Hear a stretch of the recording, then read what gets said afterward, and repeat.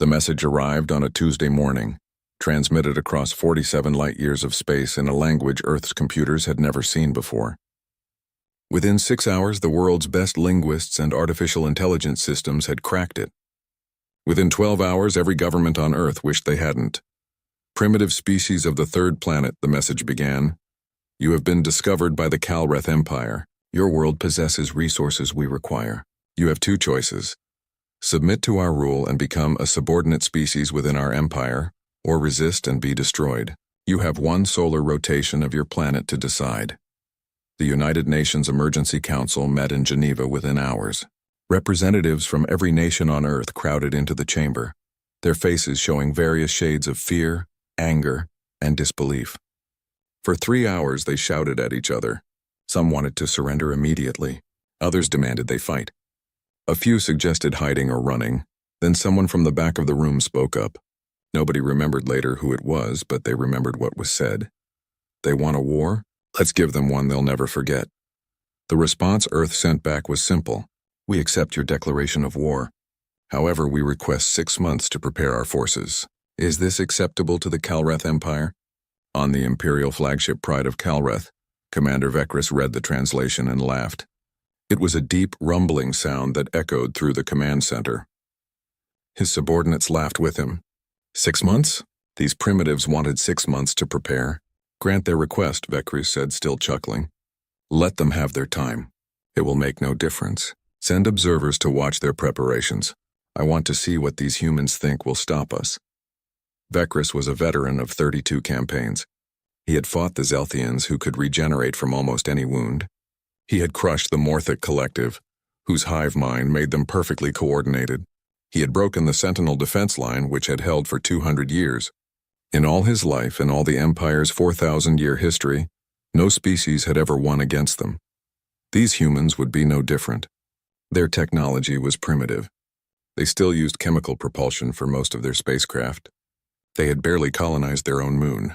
They were divided into hundreds of competing nations that could barely cooperate on anything. But Vekris was thorough. He sent his 3 best intelligence officers down to Earth to observe. What they reported back confused him. Commander, his chief intelligence officer said, her face troubled on the video screen. They are not mobilizing their militaries as we expected. What do you mean?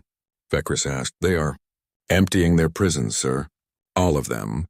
Every prison facility on the planet is being processed. They are releasing the inmates. Vekris frowned. Perhaps they need the space. Are they converting the prisons into military facilities? No, sir. They are releasing the prisoners and giving them a choice. They can have full pardons for their crimes, or they can join something called the Frontier Force. Almost all of them are choosing the Frontier Force. What crimes did these prisoners commit? The intelligence officer checked her data pad. Murder, sir. Assault. War crimes from their various planetary conflicts, torture, terrorism, mass murder. The worst criminals their species has produced. They are releasing all of them. Vekris leaned back in his command chair. This made no sense. Perhaps they are desperate. They plan to throw bodies at us? There is more, sir. They are also recruiting from their military discharge records, but not the honored veterans. They are specifically finding soldiers who were removed from service for being too violent. Excessive force, unauthorized killings, insubordination, and they are offering massive payments to mercenaries and private military contractors. Over the next weeks, the reports grew stranger. Earth had divided its new force into groups. The first group they called Tier 1. These were professional soldiers who had been discharged for brutality, mercenaries with verified kill counts in the hundreds, and special forces operatives who had been deemed too unstable for normal service. The second group, Tier 2, was worse.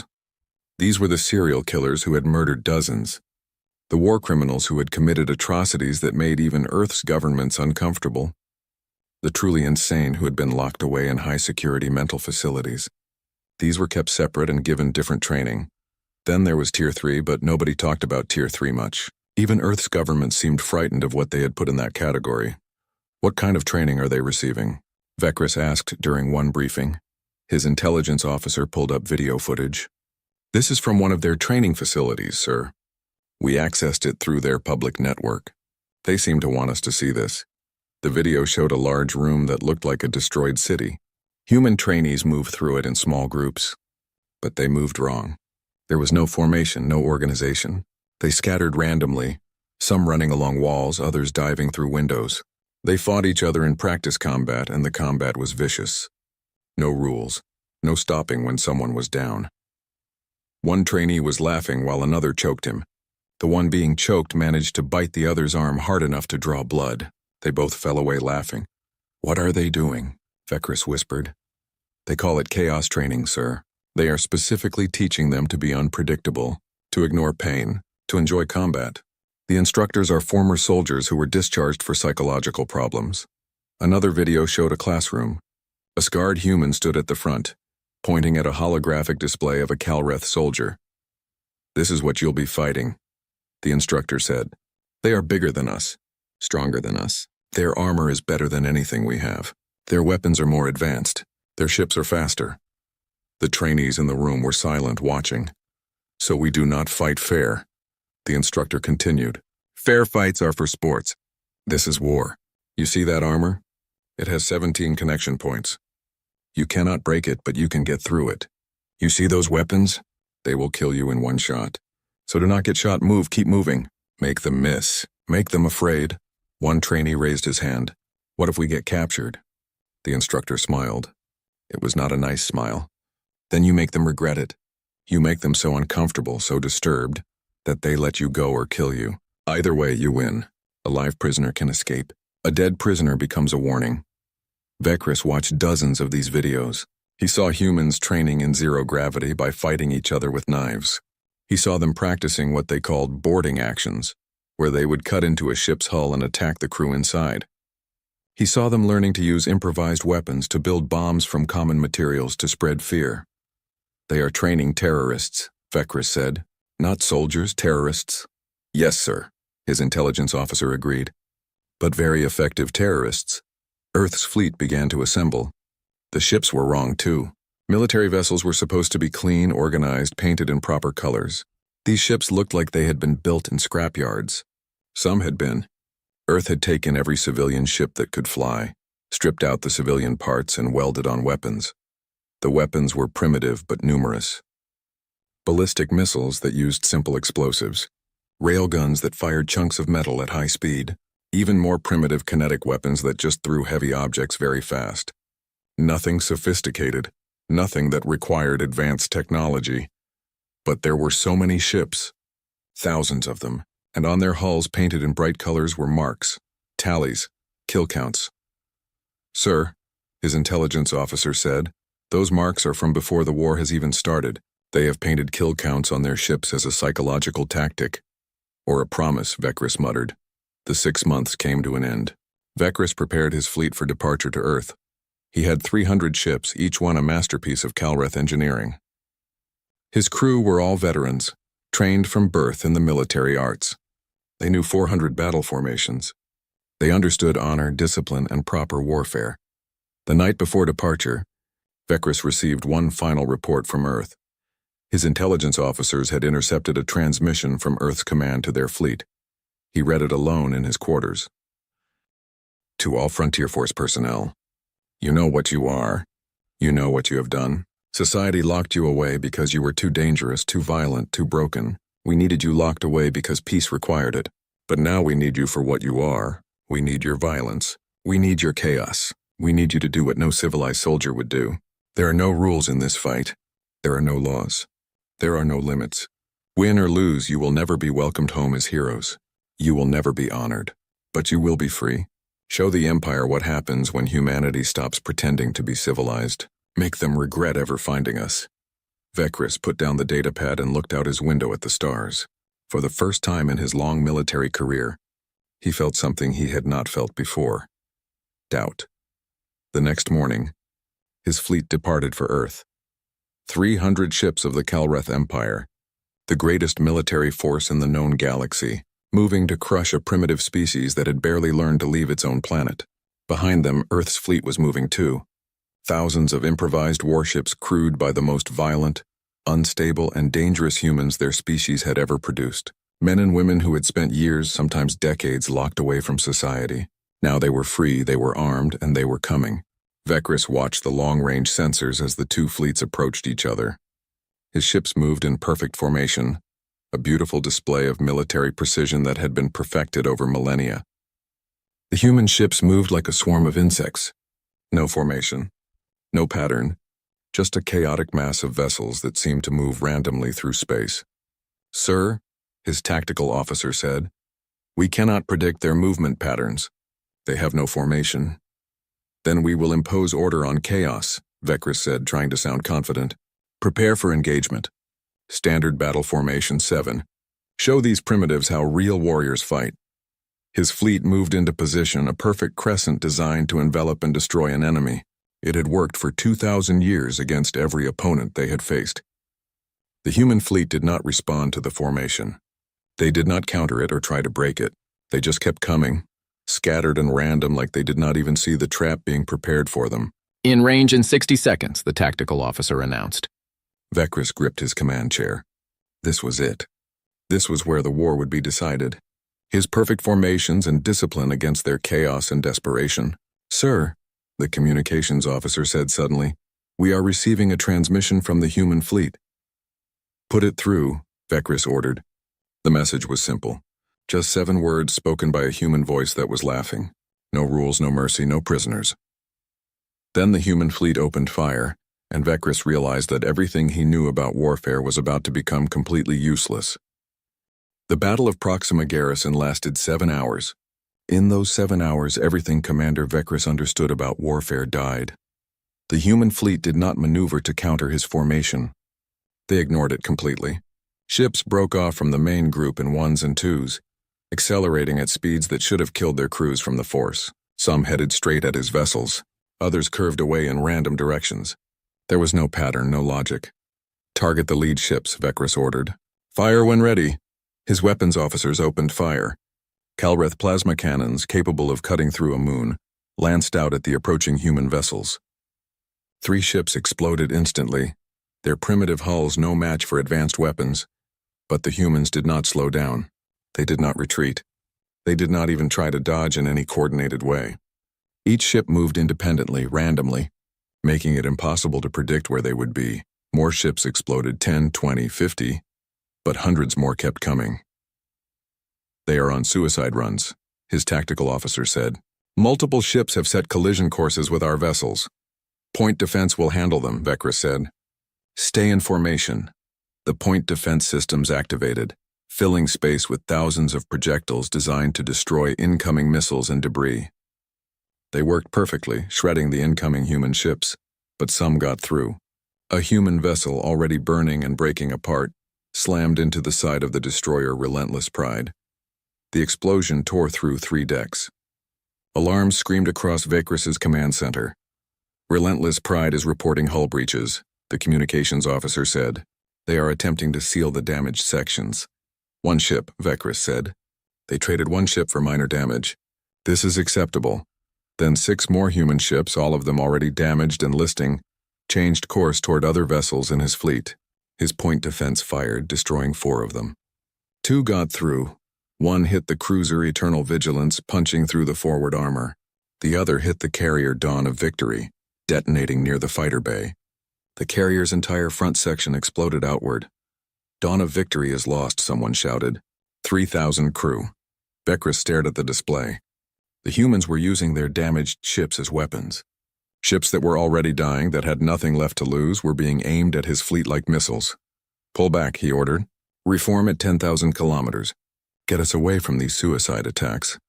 His fleet began to pull back, maintaining perfect formation even in retreat. The human ships pursued, but many were too damaged to keep up. For a moment, Vekris thought he had gained some breathing room. Then his sensors officer spoke up, his voice confused. "Sir, the damaged human ships that fell behind. They are moving again." "Moving? They were dead in space." "Yes, sir. But they are under power again. And they are heading toward us at high speed." Vekris pulled up the sensor data. Ships that had been floating, seemingly destroyed, were suddenly active again. They had been playing dead, waiting for his fleet to retreat, then reactivating. "How many?" he asked. 47 vessels, sir. All of them are broadcasting the same message." "What message?" The communications officer played it. It was a human voice screaming words over heavy music. Surprise! We're not dead yet! The 47 ships accelerated hard. They were too close to the fleet now. Point defense was less effective at this range. The ships spread out, each one targeting a different vessel. Vekris watched in growing horror as the suicide ships closed in. His fleet fired everything they had. Plasma cannons, missiles, kinetic weapons. They destroyed 31 of the ships. 16 got through. The impacts were devastating. Not because the ships themselves were so dangerous, but because the humans had filled them with explosives. They had turned damaged vessels into bombs, then flown them directly into his fleet while pretending to be dead. Casualty report, Vekris demanded. The numbers came in slowly. 6 destroyers heavily damaged, 2 cruisers destroyed. 1 carrier, the Eternal Dawn, had been hit in the reactor section. It was a total loss, and it was too close to the fleet. When it exploded, the blast caught 2 other ships in one attack, using ships he thought were already dead. The humans had destroyed or disabled 1/10 of his fleet. Ground forces are requesting permission to land on Proxima Garrison, his communications officer said.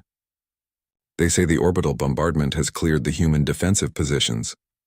Vekris had almost forgotten about the ground battle. While the fleet engagement happened, he had ordered his troop carriers to proceed to the human colony on Proxima Centauri. It was a small settlement, barely 50,000 humans. His ground forces numbered 10,000 elite Calreth soldiers.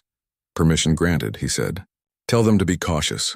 The troop carriers descended through the atmosphere. Vekris watched through the command feeds. The carriers were massive ships capable of deploying 1,000 soldiers each in minutes. They landed in perfect formation around the human colony, which was burning from the orbital strikes. The first carrier's doors opened. Calreth soldiers marched out in perfect ranks, their armor gleaming, their weapons ready. They had done this 1,000 times on 100 worlds. The humans opened fire from everywhere at once, from buildings that were supposed to be destroyed, from holes in the ground, from positions that should not exist. The weapons were primitive, bullets and explosives, but there were so many of them. Calreth soldiers fell. Their armor held against most of the fire, but concentrated fire could still penetrate, and the humans seemed to be concentrating their fire very effectively. Ground forces are taking heavy casualties, the tactical officer reported. They are requesting support. We already bombarded their positions, Vekris said. Where are they firing from? The answer came from the ground commander, his voice strained. They are in the underground tunnels, sir. They built tunnels under the entire colony. The bombardment did not touch them. Vekris felt a cold sensation in his chest. The humans had known the bombardment was coming. They had prepared for it. They had gone underground and waited. The ground battle turned into chaos. Calreth soldiers were trained for open warfare, for honorable combat. The humans fought from hiding, using ambushes and traps. They did not stand and fight. They would shoot from a window, then disappear. They would detonate explosives remotely. They would attack from behind. One squad of Calreth soldiers entered a building, searching for human fighters. The building exploded. The humans had rigged the entire structure with explosives and waited for soldiers to enter before detonating it. Another squad was ambushed in a narrow street. The humans attacked from above, dropping from rooftops with knives and improvised weapons. The fight was close and brutal. Calreth soldiers were bigger and stronger, but the humans fought like animals, clawing and biting when their weapons failed. Vekris watched the helmet camera feeds in disbelief. One human fighter, shot 3 times and clearly dying, continued to fight. He grabbed a Calreth soldier's weapon and tried to turn it on its owner. When that failed, he used his last strength to pull the pin on a grenade, killing himself and 2 soldiers nearby. They do not fear death, his tactical officer whispered. Why do they not fear death? The ground battle lasted 3 hours. When it ended, the human colony was completely destroyed. Every building was rubble. Every tunnel had been collapsed. The Calreth had won, but of the 10,000 soldiers who had landed, only 6,000 made it back to the carriers. 4,000 dead or wounded, fighting an enemy that numbered less than 5,000. The survivors were shaken. Vekris could see it in their faces on the video feeds. They had won, but they looked like they had lost. One of the carriers reported finding a human survivor. They brought him aboard for interrogation. Vekris ordered him brought to the medical bay, where he could observe the questioning remotely.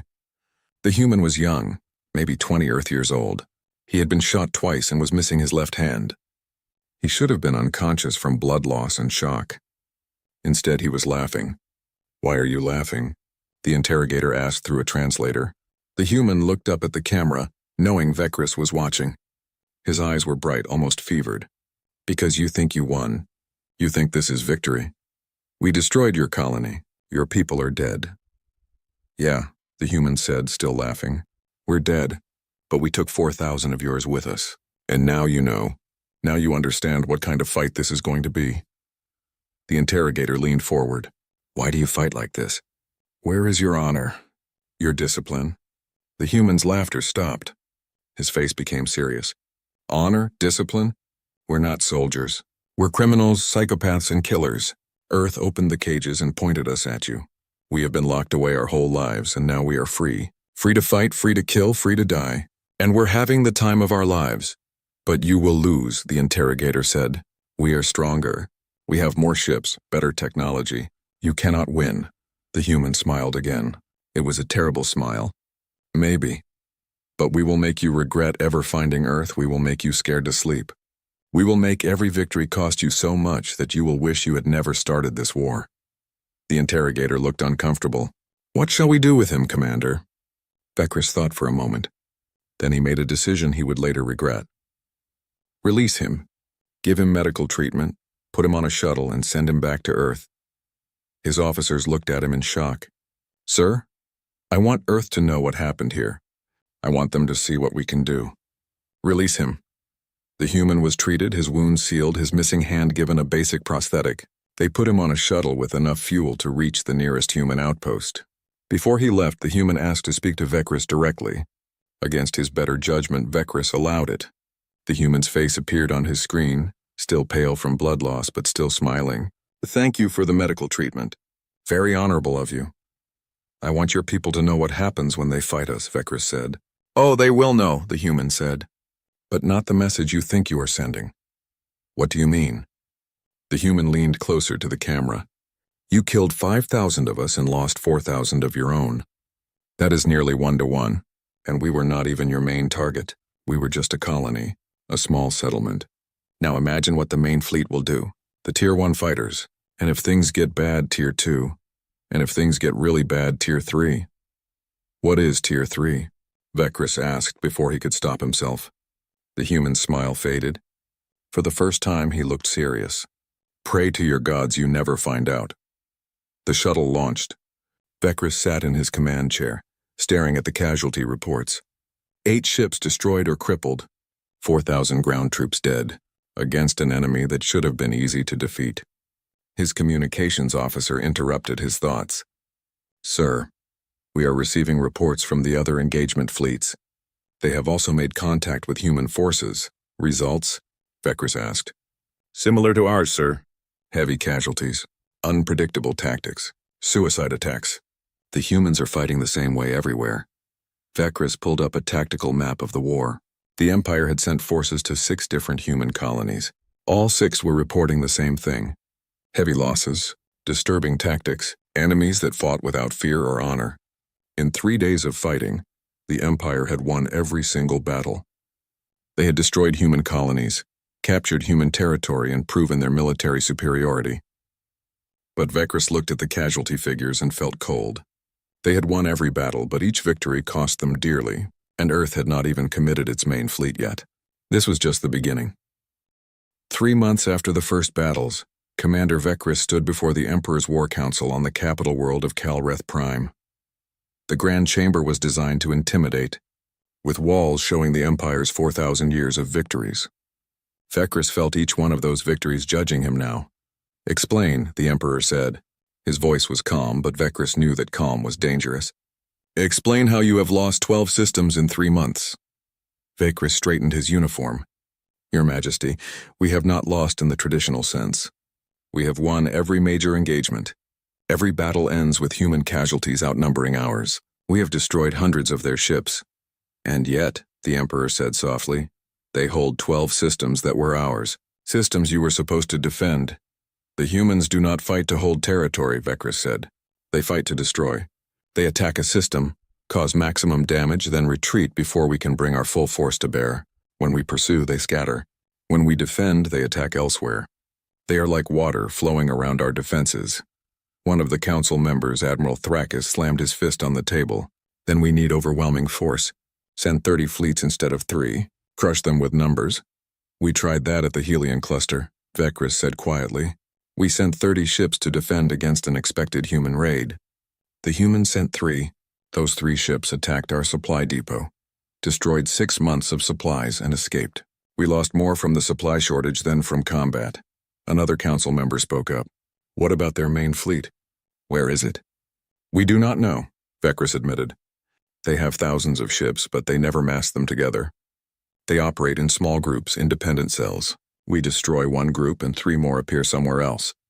The Emperor leaned forward. I have read your reports, Commander. But reports are just words. Show us what you mean. Show us how these humans fight. Vekris had prepared for this. He had brought recordings from dozens of battles. He started with the most recent one, the defense of Station Kalar 7. The station had been a fortress. 20,000 soldiers, massive defensive weapons, supplies for years. It was considered impregnable. The humans attacked with 300 fighters and small ships. The recording showed the battle from the station commander's perspective. The human ships approached without formation. Station weapons fired, destroying dozens of them. But the rest kept coming. Then the first ship made contact with the station's hull. Instead of exploding, it attached itself. Magnetic clamps, welding gear, anything to stick to the hull. More ships followed, attaching themselves all over the station like parasites. They are attempting to board, the station commander said in the recording, sealing all airlocks, but the humans did not use airlocks. They cut through the hull with plasma torches. Dozens of holes appeared all over the station simultaneously. Human fighters poured through, wearing minimal pressure suits carrying simple weapons. The station's internal security tried to respond. They set up defensive positions, called in reinforcements, followed proper defensive protocols. It did not matter. The humans did not advance in organized groups. They spread out like a virus through the station, appearing everywhere at once. They used the ventilation systems, the maintenance tunnels, the spaces between walls. They attacked from unexpected directions, then disappeared. One security camera caught a human fighter crawling through a ventilation shaft. He emerged behind a Kalreth defensive position and attacked with a knife. A knife against armored soldiers with plasma rifles. He killed 2 before being shot down. Another camera showed 3 humans against 15 Kalreth soldiers in a corridor. The humans should have been killed immediately. Instead, they used improvised flash grenades to blind the soldiers, then charged forward in close combat where the Kalreth's superior weapons were less effective. The battle for the station lasted 18 hours. When it ended, Station Kalar 7 was a floating wreck. Its reactor destroyed, its garrison dead or fled. The humans had lost 200 of their 300 fighters, but they had taken a fortress with 300 people. The council watched in silence. Vekris continued to the next recording. This one showed a space battle near the Frontier Nebula. A Kalreth battle group had detected a human fleet, 50 ships. The Kalreth had 200 ships. It should have been a simple victory. The human ships attacked in a spread formation. The Kalreth fleet moved to envelope them, a classic tactic that had worked for centuries. But as they moved into position, the human ships scattered. Not in a retreat, just scattered in random directions. The Kalreth fleet broke formation to pursue. That was the mistake. The human ships reformed in small groups. Each group picked a single Kalreth ship and attacked it from multiple directions simultaneously. Overwhelm one target with focused fire, then move to the next. The Kalreth tried to reform their battle line, but the humans kept breaking it apart. Every time ships tried to group together, human vessels would dart between them, forcing them apart. It was like trying to herd cats. The battle lasted 6 hours. The humans lost 30 ships. The Kalreth lost 90. The worst part was the audio. The Kalreth communications were disciplined, organized. The human communications were chaos, laughing, shouting, celebrating every kill. One human pilot, his ship already damaged and venting atmosphere, rammed a Kalreth cruiser while screaming with joy. They are insane, one council member whispered. Yes, Vekris agreed. That is exactly the problem. He showed more recordings. A ground battle where humans used their own dead as cover, propping up bodies to draw fire. A boarding action where humans deliberately vented atmosphere from their own section to freeze out Calreth defenders, an ambush where humans waited in space in unpowered suits, floating like debris for 3 days until a Calreth patrol came close enough to board. Each tactic was disturbing. Together they painted a picture of an enemy that did not play by any rules, that did not value life, that saw death as just another weapon. Enough, the Emperor said finally. I have seen enough. What do you recommend, Commander? Vekris hesitated. What he was about to say could end his career, possibly his life. But he had sworn to tell the Emperor the truth. I recommend we negotiate peace. Silence filled the chamber. It stretched on for long seconds. Peace? Admiral Thrakis stood up, his face purple with rage. We have never surrendered. Not in 4,000 years. We do not make peace with inferior species. We are not inferior, said a new voice. Everyone turned. Vekris had brought a guest cleared by the Emperor himself. A human prisoner, captured 2 weeks ago during the Battle of Serenity Station. His name was Marcus Drake, formerly a soldier in Earth's army, discharged for what his file called excessive enthusiasm in combat. Drake was not restrained. He walked to the center of the chamber calmly, looking around at the assembled council with interest. His Earth military uniform was clean, and he carried himself like he was at a casual meeting, not facing the leaders of a galactic empire. You wanted to understand humans, Vekris said. I brought you one. Marcus Drake has agreed to answer questions honestly. The Emperor studied Drake for a long moment. You volunteered to be here? Yes, Drake said. I was curious. Wanted to see the inside of the Imperial Palace. Pretty fancy. You are not afraid? Drake shrugged. Of what, dying? I have been shot 4 times, stabbed twice, and blown up once. I have jumped out of perfectly good aircraft for fun. What is there to be afraid of? Admiral Thrakis leaned forward. We could execute you right now. You could, Drake agreed cheerfully. But then you would not learn what you need to know. And what is that? The Emperor asked. Why, you cannot win this war. The chamber erupted in shouts. Guards moved toward Drake, but the Emperor raised his hand. Explain. Drake walked to the tactical display showing the current war situation. He pointed at the 12 systems marked in red, formerly Calreth territory, now abandoned or destroyed. You think we are beating you with tactics or technology? That is not true. Your tech is way better than ours. Your soldiers are better trained.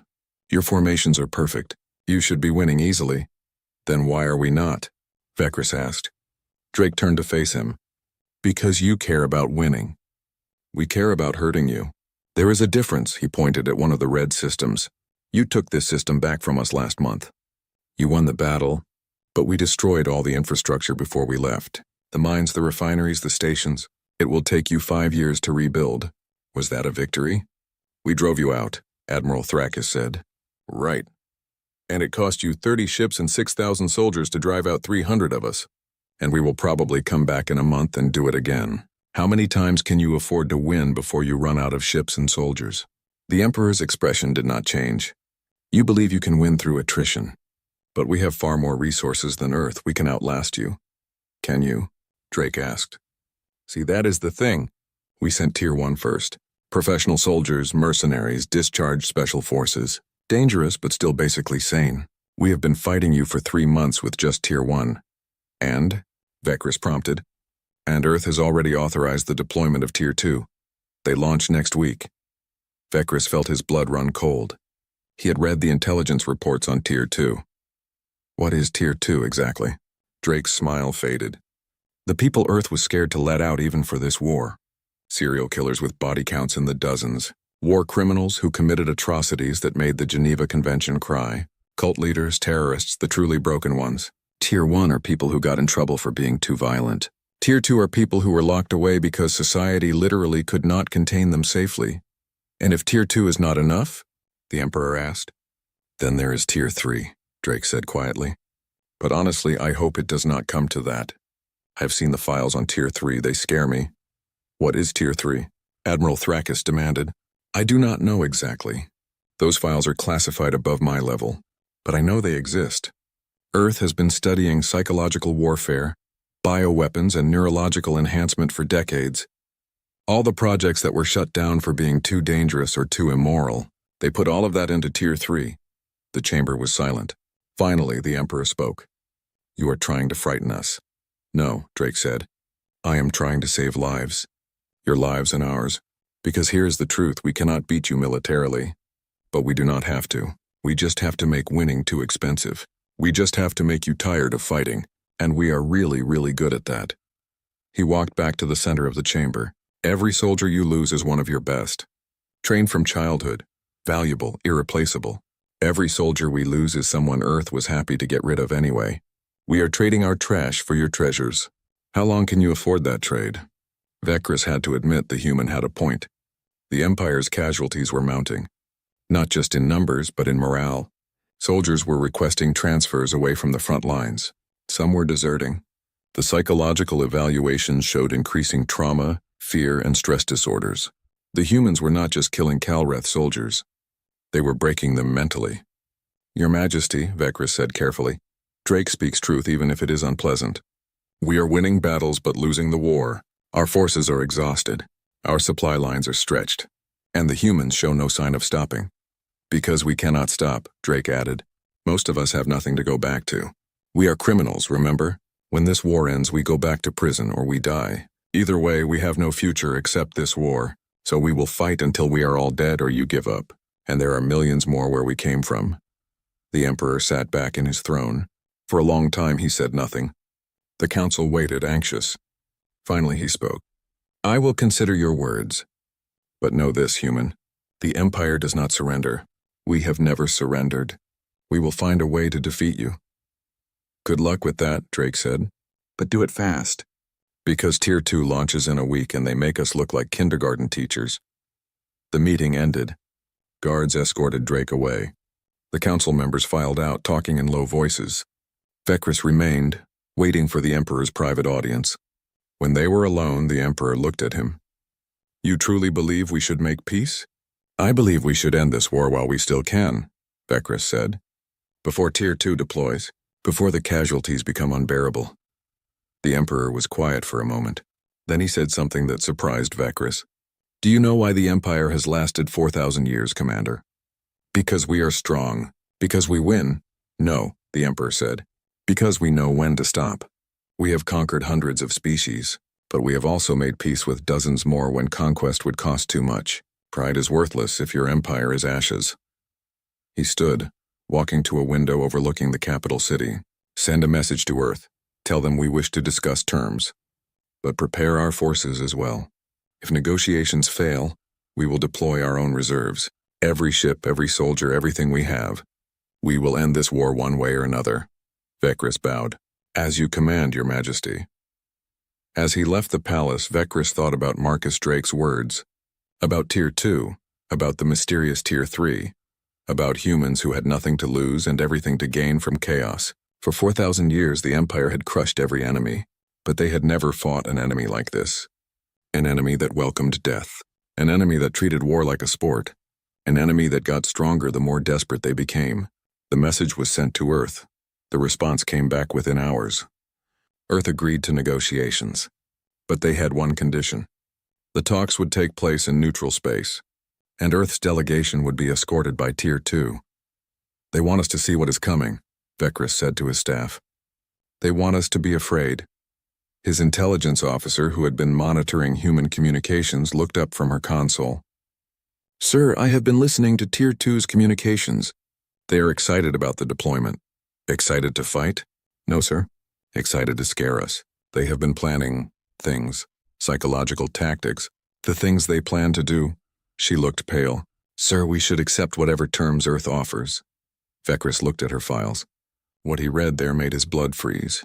Tier 2 had been planning their deployment for weeks. They had studied Calreth psychology, Calreth fears, Calreth weaknesses. They were not planning to fight a war. They were planning to wage psychological warfare on a scale never before seen. And if Tier 2 failed, there was still Tier 3 waiting. Vekris closed the files. Get me a direct line to the Emperor. We need to accelerate these peace talks, before it is too late. Tier 2 arrived at the neutral zone on schedule. Commander Vekris watched their approach on long-range sensors, and immediately knew something was wrong. The ships were painted black. Not the clean military black of stealth operations, but a matte black that seemed to absorb light. On each hull painted in white were symbols. Skulls, blood drops, tally marks that numbered in the thousands. One ship had a simple message. Hell's rejects. They want us to see them, his tactical officer said. Those ships would be more effective with stealth coding. This is for intimidation, Vekris agreed. Everything about Tier 2 was designed to unsettle. Where Tier 1 had been chaotic but still recognizably military, Tier 2 looked like something from a nightmare. The peace conference was scheduled to take place on Neutral Station Osiris, a diplomatic facility maintained by the Zelthian Confederation, one of the few species that had remained neutral in the war. Vekris would represent the Empire. Earth was sending someone named Sarah Chen, listed as a diplomatic attaché, but Tier 2 was the real message. As Vekris's shuttle approached the station, he saw the Tier 2 ships holding position around it. There were 50 of them, each crewed by fighters that Earth had kept locked away until now. They did not move in formations. They circled the station like sharks, unpredictable and threatening. The station commander, a Zelthian named Vorath, met Vekris at the airlock. The Zelthian looked stressed, his scales showing agitation patterns. Commander Vekris, welcome. I must inform you that the human delegation has already arrived and is waiting in conference room 1. How many? Vekris asked. The diplomatic team is 3 people, but they insisted on bringing 5 of their Tier 2 personnel as security. I could not refuse without violating neutrality protocols. 5 Tier 2 fighters here on the station. Vekris felt his stomach tighten. Have they caused any trouble? Vorath hesitated. Define trouble. They have not violated any laws, but they are disturbing. They requested access to our observation deck. When we showed them, they spent 2 hours just watching space, not speaking. One of them was humming. Just humming the same tune for 2 hours straight. Vekris had read the psychological profiles. Tier 2 consisted of individuals with severe psychological disorders. Sociopaths, psychopaths, individuals with no capacity for normal empathy or fear. Earth had found the most disturbed people in their prisons and mental facilities and trained them for war. The conference room was large, designed for delegations of a dozen or more. The human team sat on one side. Sarah Chen was a middle-aged woman in a simple suit, looking like any bureaucrat. Next to her were 2 advisors equally unremarkable. Behind them stood 5 Tier 2 fighters. They were not in uniform. Earth had apparently abandoned any pretense of military protocol with Tier 2. They wore whatever they wanted. One wore a tattered military jacket. Another wore what looked like civilian clothes. A third wore armor pieces mixed with regular clothing. But it was their eyes that disturbed Vekris most. They watched him with an intensity that was not normal. Not hostile exactly, more like scientists observing an interesting specimen, or predators evaluating prey. One of them, a tall woman with scars covering her visible skin, smiled at him. It was not a friendly smile. Vekris took his seat, flanked by his own security detail. Professional Kalreth soldiers, trained and disciplined. They looked uncomfortable facing the 5 humans. Thank you for agreeing to meet, Sarah Chen began. Her voice was pleasant, professional. The government of Earth wishes to discuss terms for ending this conflict. The Empire is willing to listen, Vekris replied. But we will not surrender. That is not negotiable. We are not asking you to surrender, Chen said. We are asking you to leave. Withdraw your forces from human territory. Acknowledge our independence. In return, we will cease all offensive operations. You hold 12 of our systems, Vekris said. Systems that belonged to the Empire for centuries. We hold them because you cannot defend them, Chen replied. And because defending them costs you more than they are worth. We are offering you a way to end this without further loss. One of the Tier 2 fighters laughed. It was a short, sharp sound. Chen glanced back at him and he fell silent, but the smile remained on his face. Vekris tried to ignore him. The Empire requires reparations. You have cost us thousands of lives and enormous resources. You invaded us, Chen said, her voice still calm. We defended ourselves. If anyone owes reparations, it is you. We offered you a place in the Empire. You chose war. You offered us slavery. We chose freedom. The negotiations continued for an hour. Vekris made demands. Chen countered them. They argued about territory, about resources, about responsibility. It was diplomatic theater, both sides positioning for advantage. All the while, the 5 Tier 2 fighters stood silent, watching. Occasionally, one would whisper to another. Once, one of them yawned, looking bored. Finally, Vekris called for a recess. He needed to consult with the War Council. Chen agreed, and both delegations retreated to their respective quarters. In his private room, Vecris opened a secure channel to Calreth Prime. The Emperor's face appeared on the screen. "Report," the Emperor commanded. "The humans are offering peace, but on their terms. No reparations, no acknowledgement of imperial authority, just mutual withdrawal and recognition of boundaries. Unacceptable. The Empire does not retreat. Your Majesty, I recommend we accept their terms." The Emperor's expression hardened. "Explain." Vecris chose his words carefully. "I have seen Tier 2 now. Not in combat, just standing in a room, and they are wrong. Something is fundamentally wrong with them. They do not act like soldiers or even like Tier 1. They act like they are playing a game and we are the toys. You fear them? I fear what they represent. If Tier 1 caused us this much trouble, what will Tier 2 do? And there is still Tier 3. The Emperor was quiet for a moment. "I will not decide this alone. I am convening an emergency session of the full Imperial Senate. They will vote on whether to accept Earth's terms or continue the war. How long will that take?" 3 days. "Can you stall the negotiations?" "I will try," Vecris said. The channel closed. Vecris sat alone, thinking. 3 days. He needed to keep the humans talking for 3 days while the Senate decided the Empire's fate. There was a knock at his door. One of his security officers entered, looking disturbed. "Sir, we have a situation. One of the human Tier 2 personnel has requested a meeting with you. Private, no witnesses." Vecris felt a chill. "Which one?" "The one they call Marcus Fenrir." "His file." "Sir, you should read his file." Vecris pulled up the information his intelligence team had gathered. Marcus Fenrir, age 34, former Special Forces operator. Discharged after an incident in a war zone where he had apparently killed 14 enemy combatants in close combat with his bare hands. After discharge, he had been arrested for multiple violent crimes. During his imprisonment, he had killed 3 other inmates in separate incidents. All ruled self-defense but suspicious. Psychological evaluation, severe antisocial personality disorder, possible sadism, high intelligence, complete lack of fear response. "Why does he want to meet me?" Vecris asked. "He said he has information you need. About Tier 3. That decided it. I will meet him, but maintain security presence outside the room." "Sir, are you sure?" Vecris stood. "If the humans wanted to kill me, they could have done it already. This is something else." The meeting room was small, just a table and 2 chairs. Marcus Fenrir was already there, sitting casually with his feet up on the table. He was younger than Vecris expected, with dark hair and eyes that seemed almost black. His face was unmarked except for a single scar running from his left ear to his chin. "Commander Vecris," Fenrir said, not bothering to stand. "Thanks for meeting me. I know this is irregular." Vecris sat across from him. "Your diplomat did not send you." "Chen? Nah. She would have told me not to come. But I wanted to talk to you privately. Soldier to soldier, you know?" "You are not a soldier. You are a criminal." Fenrir laughed. "True, very true. But I used to be a soldier and you still are. So we can talk straight, right? No political bullshit." "What do you want?" Fenrir's smile faded. "I want to give you some advice. Accept the peace terms. Take the deal. Go home."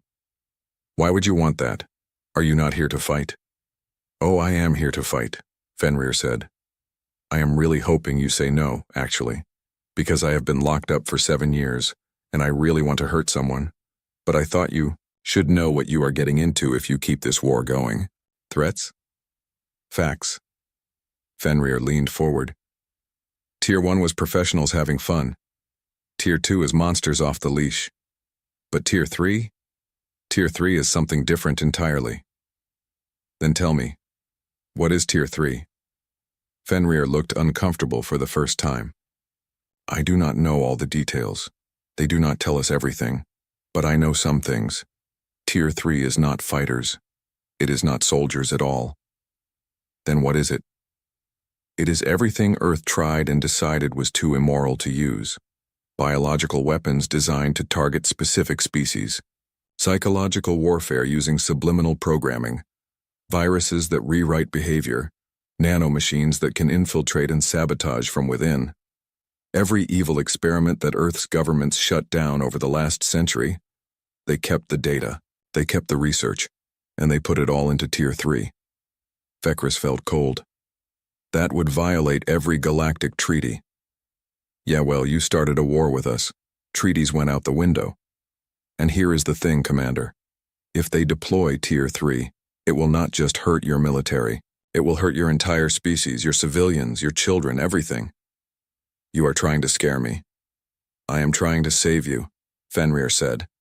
And for a moment he sounded almost sincere. Look, I am a bad person. I know that. I have done terrible things and I will probably do more. But even I think Tier 3 goes too far. It is not war anymore, it is extinction. Earth would not do that. They would not commit genocide. Earth would do anything to survive, Fenrir said. And right now, survival means winning this war. If you force them to deploy Tier 3, they will. And then everyone loses. Vekris studied the human. Why tell me this? Why warn me? Fenrir shrugged. Maybe I'm getting soft. Or maybe I just like you guys. You are honorable, disciplined, everything I am not. It would be a shame to wipe you out. Plus, if Tier 3 gets deployed, there will be no more fighting, and I really like fighting. So this is selfish. Everything I do is selfish, Commander, but that does not mean I am wrong. Fenrir stood up. Think about it. You have a few days before the Senate votes, right? I checked your procedures. Use that time to really think about whether your pride is worth your species. He walked to the door, then paused. Oh, and one more thing. You see, these 5 of us here as security, we are not the scariest ones in Tier 2. We are the ones stable enough to be in public. The really crazy ones are still on the ships. If this goes bad, you will meet them. Trust me, you do not want that. The door closed behind him. Vekris sat alone, his mind racing. Could the human be trusted? Was this psychological warfare trying to make him afraid? Or was Fenrir genuinely warning him? He opened his secure channel again, this time to his intelligence chief. I need everything we have on Earth's weapons research programs. Everything they have ever developed or tested, no matter how classified. The information came back within hours. As Vekris read through it, his blood ran cold. Earth had indeed developed biological weapons. Diseases that could target specific genetic markers. They had tested them, refined them, then officially destroyed them and signed treaties banning their use. But the data still existed. Earth had researched psychological warfare, sounds and frequencies that could induce fear or aggression, drugs that could alter behavior, mind control techniques using technology and chemistry. They had deemed these too dangerous and locked the research away. But the research still existed. Earth had experimented with nanotechnology. Microscopic, machines that could infiltrate bodies or systems, gathering information or causing sabotage from within. The programs had been shut down due to ethical concerns, but the technology still existed. Tier 3 was not a bluff. It was real. And if Earth deployed it, the war would become something far worse than a conflict between soldiers. Vekris made his decision. He opened a priority channel to the Emperor. Your Majesty, I need to speak before the Senate. I have new information that is vital to their decision. 3 days later, the Imperial Senate gathered. 5,000 senators representing every major world in the Empire. They had heard the arguments for and against peace. They had reviewed the casualty reports and the strategic analysis. Now Vekris stood before them and told them about Tier 3. He showed them the research. He explained what Earth was capable of. He made it clear that continuing the war risked not just military defeat, but something far worse. When he finished, the chamber was silent. Then the Emperor spoke. I call for a vote. Should the Empire accept Earth's peace terms, or continue the war? The vote was not close. 4,000 senators voted for peace. Only 800 voted to continue fighting. The Empire, for the first time in 4,000 years, chose to retreat. The next day, Commander Vekris met with Sarah Chen again. The Empire accepts your terms. We will withdraw from disputed territory. We acknowledge Earth's independence and sovereignty. Chen nodded. Thank you, Commander. You have made the right choice.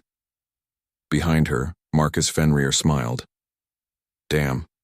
I was really hoping you would say no. I know, Vecris said. That is why I said yes. The treaty was signed 6 weeks after the Senate vote. It was held on neutral station Osiris, with representatives from 12 neutral species witnessing. The document was simple. The Kalreth Empire would withdraw from all disputed systems. Earth would cease offensive operations. Both sides would establish diplomatic relations and open trade negotiations. Neither side claimed victory. Both sides pretended the war had been a misunderstanding. Commander Vecris signed for the Empire. Sarah Chen signed for Earth. They shook hands for the cameras and both knew they were lying. The Empire had lost. Not militarily, but they had lost nonetheless. They had blinked first. After 4,000 years of never surrendering, never retreating, they had chosen peace over victory, and Earth had won. Not by destroying the Empire's fleets or conquering their worlds, but by making victory too expensive. They had won by being willing to go further, deeper into darkness than the Empire could stomach. As the ceremony ended and the delegations prepared to depart, Vecris found himself standing on the observation deck looking out at the stars. He was not alone. Marcus Fenrir stood nearby, also watching the void. You are not celebrating, Vecris observed. Fenrir shrugged. Nothing to celebrate. The war is over. I go back to Earth, probably back to prison eventually. My vacation is done. You wanted to fight. I always want to fight, Fenrir said. It is what I am good at. It is what I am for. But peace is probably better for everyone else, so whatever. Vecris was quiet for a moment. Then he asked the question that had been bothering him. Was Tier 3 real? Or was it a bluff to scare us? Fenrir looked at him. What do you think? I think it was real. I saw the research. Earth has the capability. Then there is your answer. But would Earth have actually used it? Fenrir smiled, but it was a sad smile. You know what is funny? I do not know. I really do not. Earth's government is desperate to look civilized. They want to be the good guys. They locked people like me away because we reminded them of what humanity can be. But when their survival was threatened, they let us out. They armed us. They pointed us at you. He turned back to the stars. So would they use Tier 3 if they had to? I think they would. Because survival beats morality every time. But I am glad you did not make them choose. The Imperial fleet began its withdrawal the next day. Ship by ship, they abandoned the systems they had briefly held. Earth did not chase them. They simply moved in and took control of the empty space. Vecris returned to Kalreth Prime to find the capital in turmoil. The news of the peace treaty had been received poorly. Protests filled the streets. Some called for the Emperor's removal. Others demanded the war be restarted. But most were just confused. How had the mighty Empire been defeated by a species that could barely reach the stars? Vecris was called before the Emperor one final time. They met in private in the Emperor's personal chambers. The Senate is calling for inquiries, the Emperor said. He looked old, older than Vecris had ever seen him. They want to know how we lost. They want someone to blame. They will blame me, Vecris said. I am prepared for that. No, the Emperor said. They will blame me. I made the final decision. I chose peace over glory. I will take responsibility. Your Majesty, you saved the Empire. If we had continued, if they had deployed Tier 3... I know. The Emperor interrupted. I know what I saved us from. But the people do not understand. They see only that we retreated, that we lost. He walked to a window overlooking the capital. Do you know the real lesson of this war, Vecris? No, Your Majesty. Power is not enough. Technology is not enough. We were stronger, more advanced, more organized. We should have won easily. But we lost because we could not match their willingness to suffer. We could not match their capacity for darkness. The Emperor turned back to face him. We Kalreth are civilized. We have rules, honor, traditions. These things make us great, but they also limit us. The humans have rules too, but they are willing to break them when necessary. They are willing to become monsters to survive. We are not. Is that a weakness? Vecris asked. I do not know, the Emperor admitted. Perhaps it is both a strength and a weakness. We remained true to ourselves, but we lost. A month later, Vecris retired from military service. He was given full honors, a generous pension, and a quiet estate far from the capital. The public never knew his role in the peace negotiations. History would remember him only as one of many commanders in a war the Empire preferred to forget. He spent his days writing. A manual on warfare, but not the kind the Empire had taught for millennia. This was something different. A study of psychological warfare, asymmetric combat, and fighting enemies who did not follow traditional rules. The book was titled, Never Fight Species Who Have Nothing to Lose. It became required reading at the Imperial War Academy within 5 years. On Earth, the aftermath was different but equally complicated. The Frontier Force personnel returned to Earth as heroes. Parades were held. Medals were awarded. Politicians gave speeches about their bravery and sacrifice. But within weeks, the reality set in. Earth had sent criminals and psychopaths to fight a war, and now they were back. Most could not simply return to civilian life. Many did not want to. The government's solution was pragmatic but cynical. They offered 3 choices to Frontier Force veterans. First, they could return to prison to serve out their original sentences, minus time served in combat. Second, they could accept exile to newly established frontier colonies, far from Earth's major population centers. Third, they could join a new organization called the Frontier Security Force, essentially becoming permanent mercenaries for hire. Most chose exile or the security force. Very few chose to return to prison. Marcus Fenrir chose exile. He and several hundred other Tier 2 personnel took ships to a frontier world called New Haven. It was barely habitable, on the edge of human space, perfect for people that Earth wanted to forget about. Sarah Chen, who had negotiated the peace treaty, was promoted to ambassador. Her first assignment was to establish formal diplomatic relations with the Calreth Empire. It was awkward. Everyone knew what had really happened. Everyone knew the peace was built on fear, not respect. But trade agreements were signed. Cultural exchanges were arranged. Slowly, carefully, humans and Calreth learned to coexist. The truth about Tier 3 leaked eventually.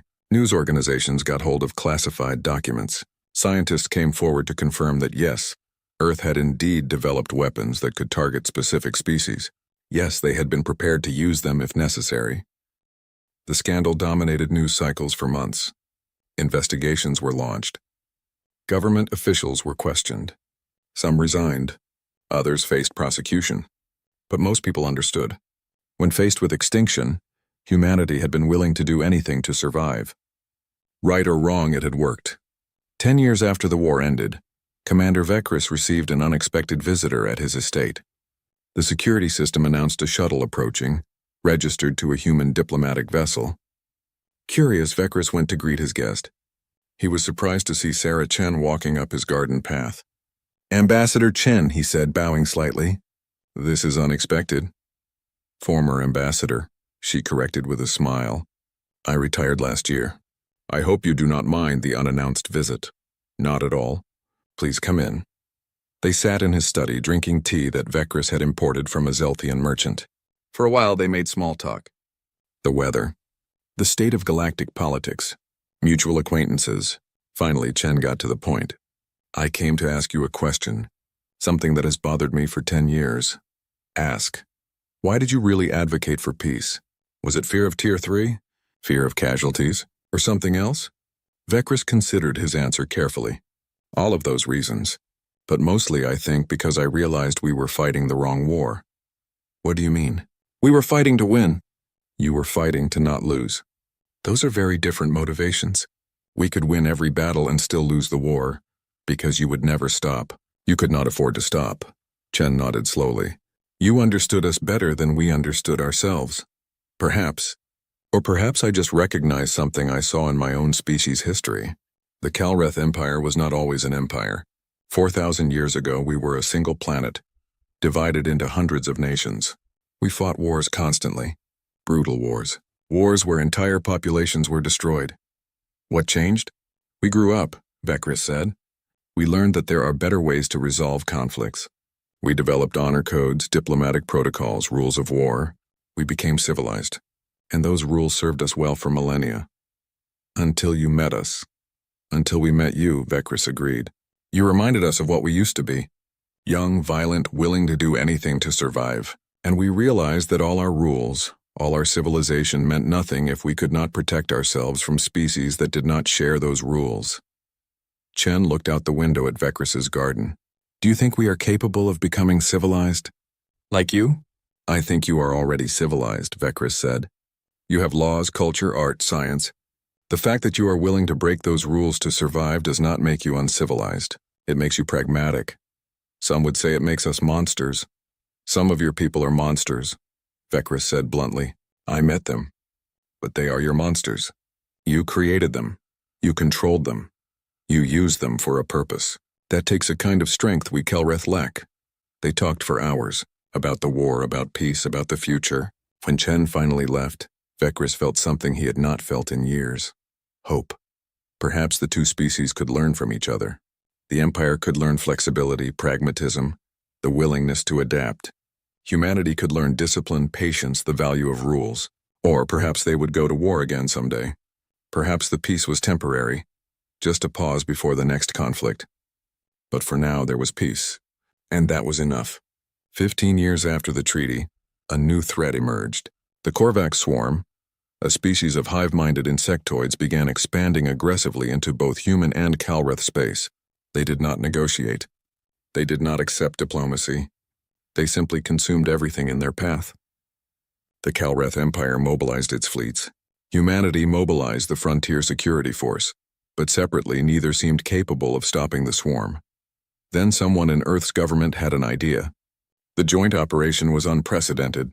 Kalreth ships providing advanced weapons and defensive technology, human fighters providing unpredictable tactics and fearless aggression, working together, coordinating for the first time. The Battle of Korvax Prime lasted 3 weeks. It was brutal. Both sides took heavy casualties, but in the end, the combined force destroyed the swarm's central hive and broke their invasion. Vekris, brought out of retirement to advise on the operation, stood on the command deck of a Kalreth flagship and watched the final battle. Next to him stood Marcus Fenrir, now officially a consultant with the Frontier Security Force.